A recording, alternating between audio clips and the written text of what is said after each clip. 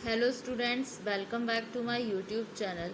आज के वीडियो में हम डिस्कस करेंगे जो हमारा सब्जेक्ट है बिजनेस एथिक्स, उसके नए टॉपिक का डिस्कशन करेंगे। वैल्यू फॉर वर्क प्लेस, यानी कि क्या वैल्यूज़ होती हैं किसी भी वर्क प्लेस के रिगार्डिंग। ठीक है, ये कोई मैटर नहीं करता कि आपकी कंपनी बड़ी है या स्मॉल है। ठीक है, उसमें कुछ इम्पॉर्टेंट वैल्यूज़ एंड एथिक्स होते हैं जो कि बहुत इम्पॉर्टेंट होते हैं किसी भी वर्क प्लेस के लिए। ठीक है, तो the values and ethics of a business are the moral code. ये क्या है? एक तरीके से नैतिक कोड है by which the business operates, जिसके द्वारा आपका बिजनेस ऑपरेट होता है। ठीक है, while no business can control the actions of every employee, मतलब कोई भी बिजनेस कंट्रोल नहीं कर सकता एक्शंस को किसी भी प्रत्येक एम्प्लॉय के। इट कैन डिफाइन एक्सपेक्टेशंस, ये सिर्फ परिभाषित कर सकते हैं एक्सपेक्टेशंस को, और डेवलप कर सकते हैं प्रोसीजर्स को फॉर वायलेशंस। ठीक है, तो बहुत सारी ऑर्गेनाइजेशन पे सिमिलर एरियाज होते हैं फोकस करने के लिए when it comes to value, लेकिन जब ये आते हैं वैल्यू पर एंड एथिक्स पर, तो इसमें includes this include but are not limited, ये इसमें इंक्लूड तो होते हैं, नहीं होते हैं, लेकिन मतलब लिमिटेड नहीं होते to honesty, accountability, respect, caring और रिलायबिलिटी। तो वैल्यूज़ एंड एथिक्स क्या है, कैसा होना चाहिए, इसको डिफाइन किया गया है ऑर्गेनाइजेशन में लॉज के द्वारा, मिशन स्टेटमेंट के द्वारा, विजन के द्वारा, स्टेटमेंट एंड पॉलिसीज़ के द्वारा। ठीक है, तो ये हेल्पफुल होते हैं प्रमोट करने में आपका positive personal and interpersonal behaviour, uphold करते हैं आपके फंडामेंटल रिस्पॉन्सिबिलिटीज़ को और आपके अकाउंटेबिलिटीज़ को। ठीक है, और कंटिन्यूसली इम्प्रूव करते हैं, इन्हेंस करते हैं अपॉन एक्सेलेंस एंड प्रोफेशनलिज्म। ठीक है, इस तरीके से ये होते हैं आपके वैल्यूज़ फॉर वर्क प्लेस।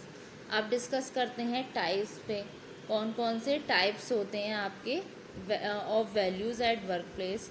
तो फर्स्ट होता है आपका डेडिकेशन। डेडिकेशन का मतलब है कि हम अपने काम के प्रति कितना समर्पित है, समर्पण को बोलते हैं डेडिकेशन।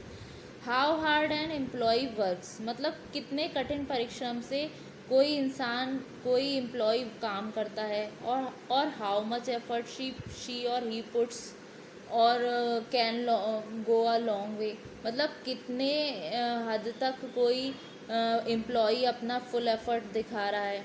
ठीक है, तो ऑब्वियसली कंपनी क्या चाहती है, रिजल्ट चाहती हैं, लेकिन कुछ एम्प्लॉयर प्रेफर करते हैं, but most employers prefer a worker who gives an honest effort to one who might be considered a natural at the job, मतलब जो एम्प्लॉयर होते हैं वो वर्कर से ये चाहते हैं कि वो अपना ऑनेस्ट एफर्ट दिखाए।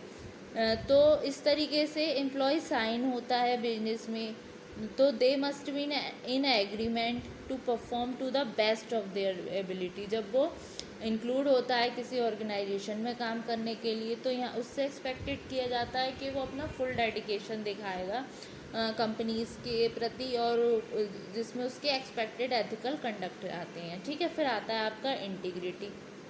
इंटीग्रिटी क्या है? ये एक इम्पॉर्टेंट एस्पेक्ट है वर्क प्लेस वैल्यूज़ का। एथिक्स इज़ इंटीग्रिटी, और डिस्प्लेइंग क्या करता है आपका honest behaviour at all times.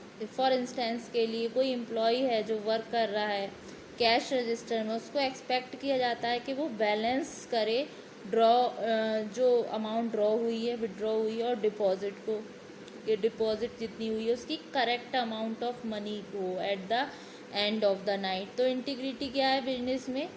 उसका मतलब है being honest when turning in an expense report, मतलब उस समय ऑनेस्ट रहे जब ये टर्न करे एक्सपेंस रिपोर्ट में, और ना कोई ऐसी चीज़ ना करे जिससे स्टील सेल्स हो फ्रॉम अ कोवर्कर, मतलब अपना फुल एफर्ट दिखाए इंटीग्रिटी के साथ। फिर आता है आपका अकाउंटेबिलिटी।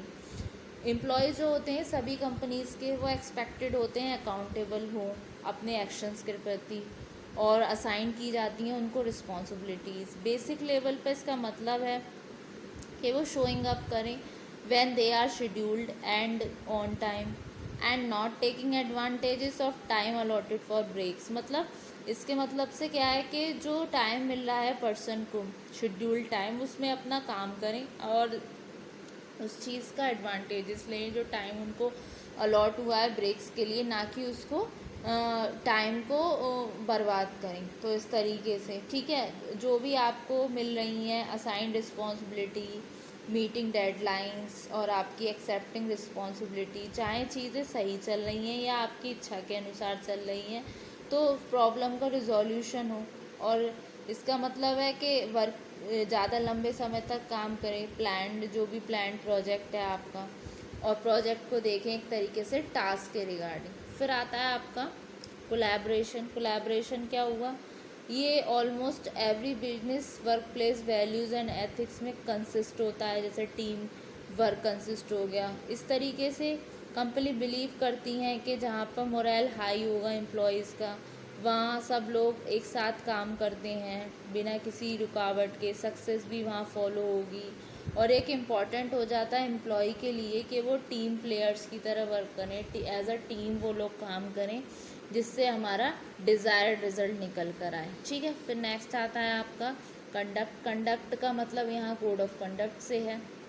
जो प्रत्येक कंपनी होती है उसको आर्टिकुलेट करना चाहिए अपनी कोर वैल्यूज़ को, जो डिफ़ाइन करती हैं उसके एक्सपेक्टेड बिहेवियर को, जिसमें आपके एस्पिरेशनल, पॉजिटिव और अपने ही स्पेसिफिक रूल्स आते हैं सर्टेन टाइप्स ऑफ कंडक्ट में, जिसको एक्सट्रीमली क्लियर होना चाहिए एम्प्लॉय के कोड ऑफ कंडक्ट डॉक्यूमेंट में। ठीक है, तो ये होने चाहिए क्लियर। इस डॉक्यूमेंट में सेट्स होते हैं आपके over arching principles core values के, और आपका कंडक्ट एक्सपेक्टेड ऑफ एम्प्लॉयज़।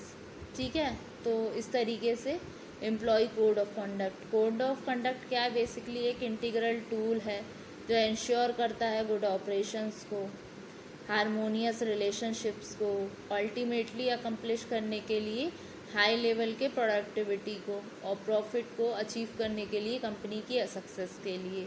ये होता है डन बाय, होता है रिकॉग्नाइज करने के लिए इम्पोर्टेंस जो होती है कोर वैल्यूज़ की, बिहेवियर की, अराउंड रेस्पेक्ट, इंटीग्रिटी, और ये क्या है आपका एथिकल कंडक्ट है। तो ये तो हुए आपके टाइप्स।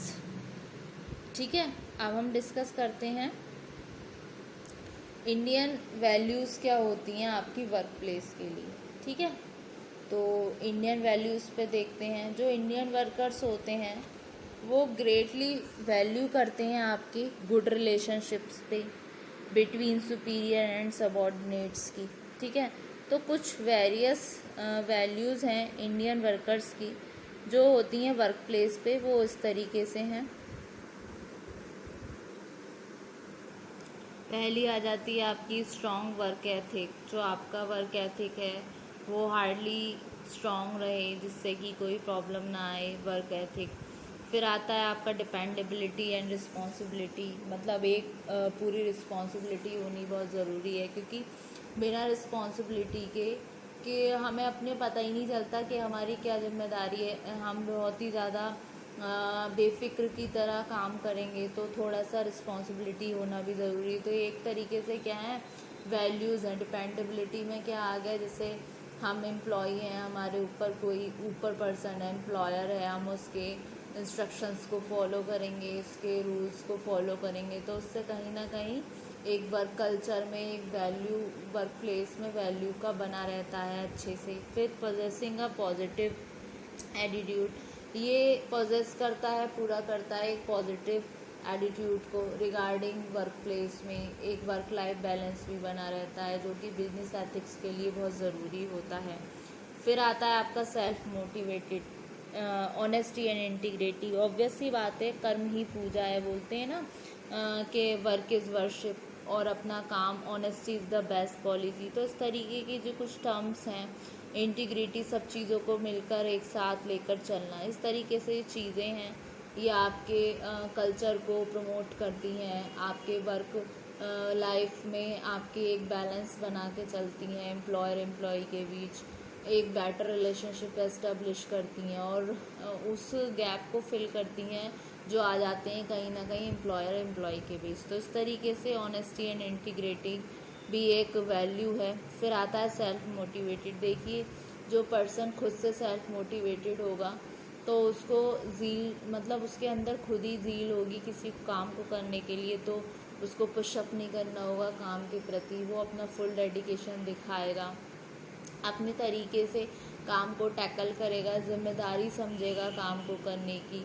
तो इस तरीके से बंदे का सेल्फ मोटिवेटेड होना भी बहुत ज़रूरी है। फिर आता है strong self confidence. Strong self confidence में क्या है, अगर मान लीजिए आपको कोई चीज़ अच्छे से नहीं आती, लेकिन आप कॉन्फिडेंट हैं कहीं ना कहीं कि नहीं, I can do it, I will do it.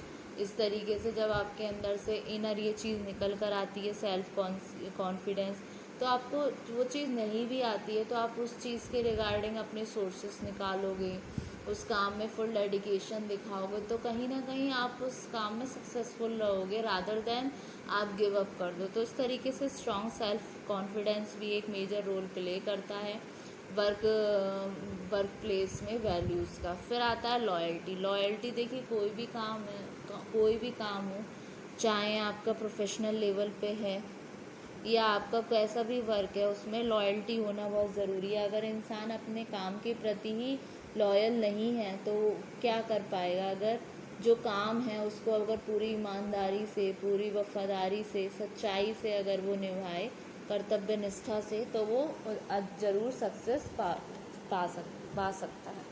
तो हैंसफोर्थ ये हुए आपके पॉइंट्स, कुछ इम्पॉर्टेंट पॉइंट, ठीक है, जो कि थे आपके Indian values for the work place. Value for work place भी आपने समझ लिया आज के लेक्चर में।